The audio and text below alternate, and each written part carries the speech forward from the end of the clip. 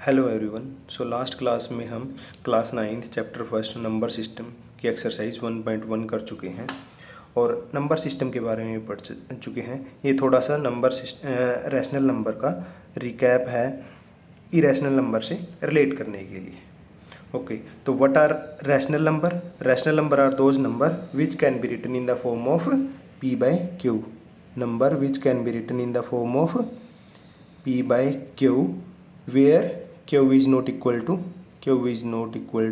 0, where q is not equal to 0। ये हमने rational number के बारे में पढ़ा था। उसके बाद आ जाते हैं हमारे irrational number. Irrational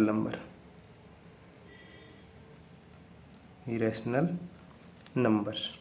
what are irrational numbers? Irrational number are those number which can not be written in the form of p by q, जो p by q की फॉर्म में नहीं लिखे जा सकते हैं। ठीक, rational number are those number which can be written in the form of p by q। वो p by q फॉर्म देख चुके हो, जैसे 1/2 हो गया, सारे के सारे इंटीजर हमारे रैशनल नंबर होते हैं और q is not equal to 0। Irrational number are those number which can not be written in the form of p by q। इसके कुछ एग्जाम्पल अगर हम देखें, जैसे कि मेरा √2 हो जाएगा, √3 हो जाएगा, पाई हो जाएगा। ठीक, ये मेरे एग्जांपल हैं इरेशनल नंबर के। रैशनल और इरेशनल को हम थोड़ा सा अलग तरीके से डेसिमल एक्सपेंशन के बेसिस पे भी समझेंगे, पर उससे पहले हम रियल नंबर के बारे में एक बार देख लेते हैं। Real number, what are real numbers? Real numbers कौन से नंबर होते हैं? अगर हम सारे के सारे रैशनल नंबर, सारे के सारे रैशनल नंबर्स और सारे के सारे इरेशनल नंबर्स, सारे के सारे इरेशनल नंबर को अगर हम मिला दें तो जो सेट बनेगा, जो नंबर का सेट बनेगा, उस नंबर के सेट को हम रियल नंबर बोलते हैं। रियल नंबर, जो सारे के सारे रैशनल नंबर और सारे के सारे इरेशनल नंबर को अगर हम कंबाइन कर दें तो जो सेट बनेगा नंबर्स का, उसको हम रियल नंबर बोलते हैं। और रियल नंबर वो नंबर होते हैं जिनको हम नंबर लाइन पे रिप्रेजेंट कर सकते हैं। तो इसको अगर लिखें every real number, every real number is represented, every real number is represented by a unique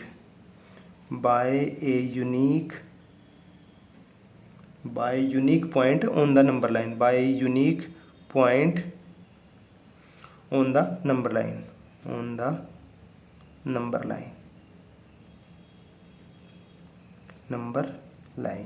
जैसे कि ये पढ़ चुके हैं हम कि ये नंबर लाइन होती है 0, 1, 2, 3 ऐसे, और इस साइड में -1, -2 और सो ऑन। ये हमारी नंबर लाइन है। तो हर एक रियल नंबर के लिए एक यूनिक पॉइंट होता है इस नंबर लाइन पे। जैसे 2 के लिए ये पॉइंट हो गया, 3 के लिए ये पॉइंट हो गया, -2 के लिए ये पॉइंट हो गया। ठीक है, इसको दूसरे तरीके से भी लिखा जा सकता है। इसको दूसरे तरीके से ऐसे लिखा जा सकता है, इसको दूसरे तरीके से ऐसे लिख सकते हैं, every point on the number line, every point on the number line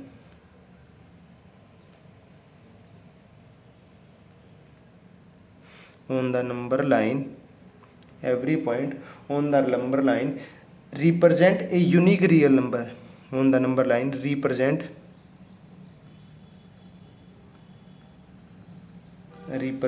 a unique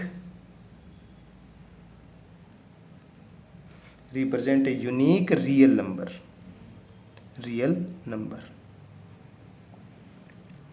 तो पहली क्या थी? Every real number is a represented by unique point, मतलब कि ये पॉइंट है, इसके द्वारा जो ये 2 रिप्रेजेंट किया गया है, ये एक यूनिक नंबर है। और सेकंड है कि every point on the number line represent a unique real number. तो जैसे ये -1 एक यूनिक रियल नंबर है और ये एक यूनिक पॉइंट पे है अपना। इस पॉइंट पे जैसे हमारा कोई और नंबर नहीं आ सकता, ये -1 के लिए फिक्स है।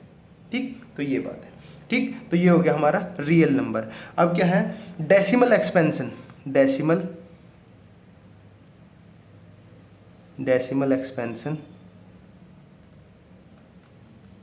Decimal expansion of real number, real numbers, decimal expansion of real. अब decimal expansion of real number से क्या मतलब है कि हम रियल नंबर जो है उनको डेसिमल में कैसे एक्सपेंड करते हैं और उससे हमारे पास क्या निकल के आता है। जैसे कि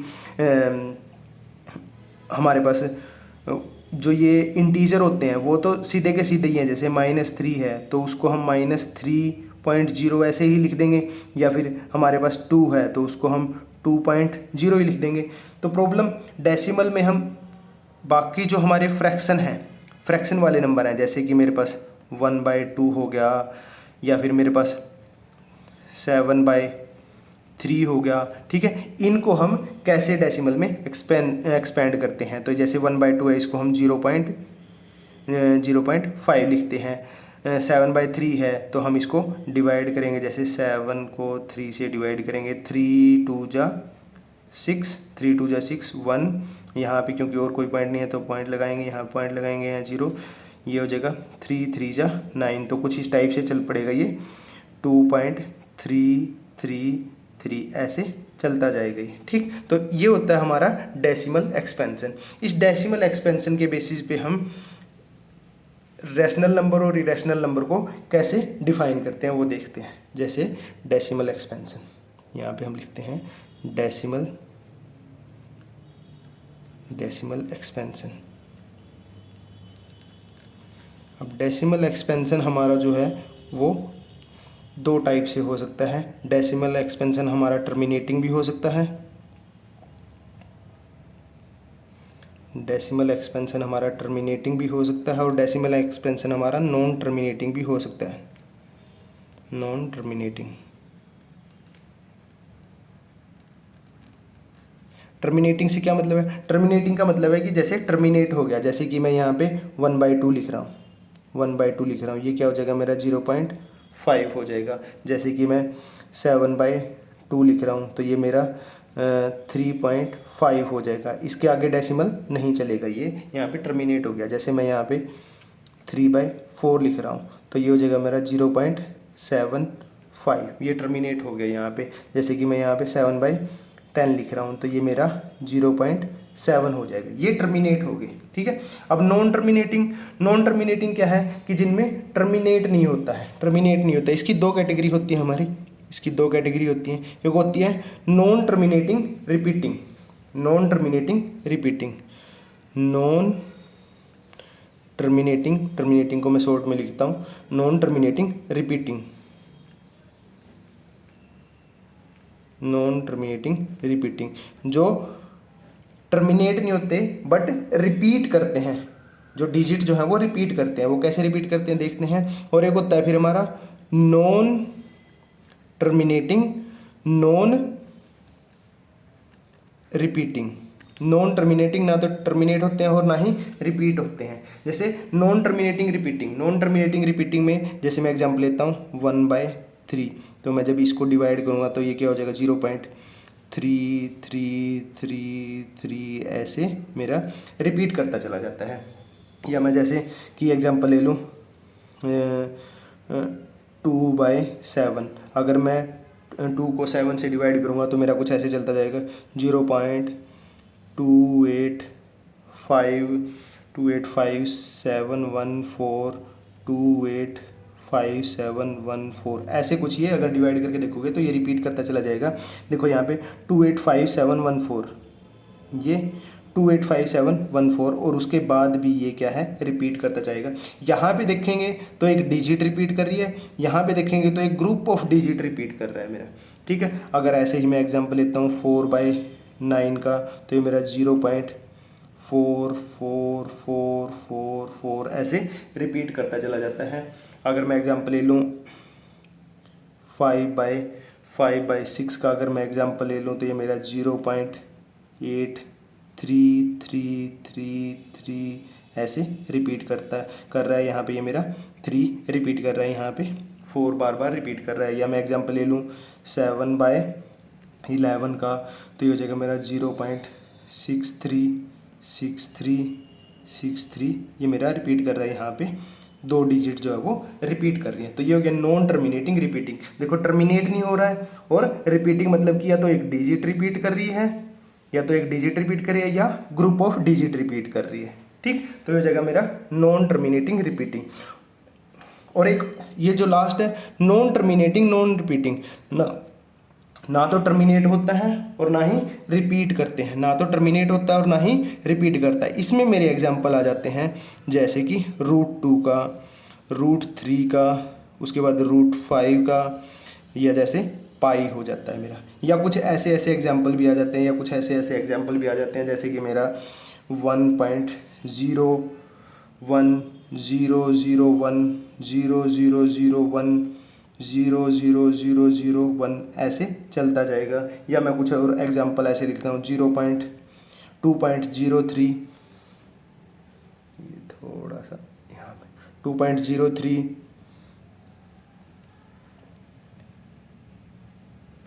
उसके बाद 0.3333033333 ऐसे करके ऐसे करके चलता जाता है। अब देखो ये टर्मिनेट होंगे, टर्मिनेट हो जाएंगे। नॉन टर्मिनेटिंग रिपीटिंग एक डिजिट रिपीट कर सकती है, ग्रुप ऑफ डिजिट रिपीट कर सकता है। यहाँ पे ना तो रिपीट करेंगे, ना तो टर्मिनेट होंगे और ना ही रिपीट करेंगे। देखो यहाँ पे देख लो, ये ऐसे लग रहा होगा कि 1 रिपीट कर रहा है, बट यहाँ पे एक डिजिट के बाद रिपीट कर रहा है, मतलब एक जीरो के बाद, यहाँ 2 जीरो के बाद, यहाँ 3 जीरो के बाद, बट कोई एक प्रॉपर रेपिटिशन नहीं है। ठीक, अब इसी के बेसिस पे, इसी टर्मिनेटिंग और नॉन टर्मिनेटिंग के बेसिस पे जो ये हैं मेरे जो टर्मिनेटिंग है और नॉन टर्मिनेटिंग है, इनको बोलते हैं रैशनल नंबर, इनको बोलते हैं रैशनल नंबर्स, इनको बोलते हैं हम रैशनल नंबर्स। जो टर्मिनेटिंग है और जो नॉन टर्मिनेटिंग रिपीटिंग है, ये मेरे रैशनल नंबर पे आते हैं। और जो नॉन टर्मिनेटिंग नॉन रिपीटिंग है, ये सारे के सारे आ जाते हैं इरेशनल में, इरेशनल नंबर्स। इनको हम इरेशनल नंबर्स की कैटेगरी में लेके आते हैं। ठीक, उसके बाद तो हमने देखा टर्मिनेटिंग, नॉन टर्मिनेटिंग और नॉन टर्मिनेटिंग रिपीटिंग के बेसिस पे रैशनल एंड इरेशनल नंबर। तो रैशनल नंबर कौन से थे? जो हमारे डेसिमल एक्सपेंशन जिन नंबर का टर्मिनेटिंग हो या नॉन टर्मिनेटिंग रिपीटिंग हो। ठीक है, ये हमारे रैशनल नंबर थे। और इरेशनल नंबर कौन से थे? जो हमारे ना तो टर्मिनेट होते हैं और ना ही रिपीट करते हैं, नॉन टर्मिनेटिंग नॉन रिपीटिंग। अच्छा, वैसे रैशनल नंबर के बारे में तो हम पढ़ चुके हैं, p/q फॉर्म। ठीक है, इसके कुछ एग्जांपल देख लेते हैं, देख लेते हैं हमारे इरेशनल नंबर के। जैसे कि non terminating non repeating decimal expansion के बेसिस पे हमारे, जैसे मैंने पहले लिखा था 1.01000100001 और ऐसे चलता जाएगा। या फिर 3.040040004 किसी टाइप से लिख सकते हो, बस एक कोई प्रॉपर सीक्वेंस सा नहीं बनना चाहिए। इसको मैं ऐसे 3.040440444 ऐसे भी लिख सकता हूँ। ठीक, या फिर कोई ज़रूरी नहीं है जीरो के साथ लिखो, या ऐसे लिखे 4.12111211112 ऐसे भी लिख सकते हैं। ये तो नॉन टर्मिनेटिंग नॉन रिपीटिंग के बेसिस पे फर्स्ट।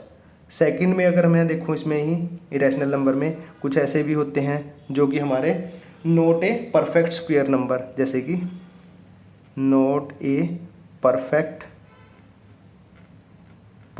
स्क्वायर नंबर, जो हमारे परफेक्ट स्क्वायर नंबर नहीं होते हैं, जो रूट में होते हैं, जैसे √2 हो गया, √3 हो गया। उसके बाद अच्छा, क्या √4 होगा इसमें? √4 नहीं होगा, क्योंकि √4 एक परफेक्ट स्क्वायर नंबर आ जाएगा, तो ये नहीं होगा। उसके बाद √5 आ जाएगा, √6 आ जाएगा। ठीक है, इस टाइप से चलते जाएंगे, बस परफेक्ट स्क्वायर नंबर नहीं देखना। परफेक्ट स्क्वायर नंबर में हमारे जैसे परफेक्ट स्क्वायर नंबर कौन से होते हैं? परफेक्ट स्क्वायर नंबर में हमारे 4 आ जाएगा। उसके बाद 9, 16 ये नहीं होना चाहिए। जैसे √4 अगर लिखेंगे तो ये 2 हो जाएगा, रूट अगर 9 लिखेंगे तो ये 3 आ जाएगा। ठीक, उसके बाद not a perfect cube number, not a perfect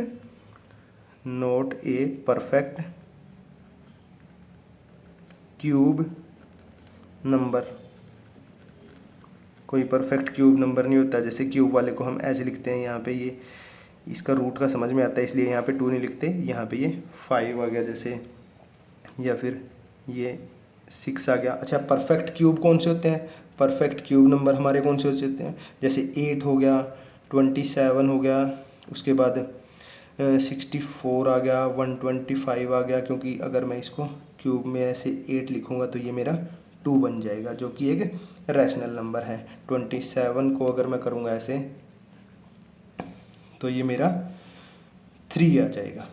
ठीक, इसके बारे में अगर डिटेल में और समझना है तो एक एक्स्ट्रा वीडियो अपलोड हो जाएगी कि कैसे ये निकलते हैं। वैसे इसको यहीं पे समझा दूं तो यहाँ पे ये आ जाएगा कि अगर ये क्यूब के अंदर है तो इसको 8 को 2 इंटू 2 इंटू 2 कर लेते हैं और 3 के पेयर में से एक बाहर आ जाता है। स्क्वेयर के केस में जब स्क्वेयर होता है, मेरा स्क्वेयर रूट होता है 4 में, तो ये 2 का पेयर बनता है। 2 का, ये मेरा 2 का पेयर बनता है और एक पेयर बाहर आ जाता है। क्यूब के केस में 3 का पेयर बनाना पड़ता है।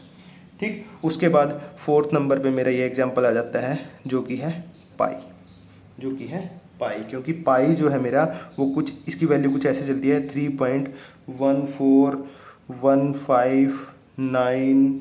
उसके बाद आ जाएगा मेरा 265, 358, उसके बाद 9, 7 और ऐसे चलता जाता है। यहाँ पे कोई रिपीटिशन नहीं होता है डिजिट का, ना टर्मिनेट होता है और ना ही डिजिट का रिपीटिशन।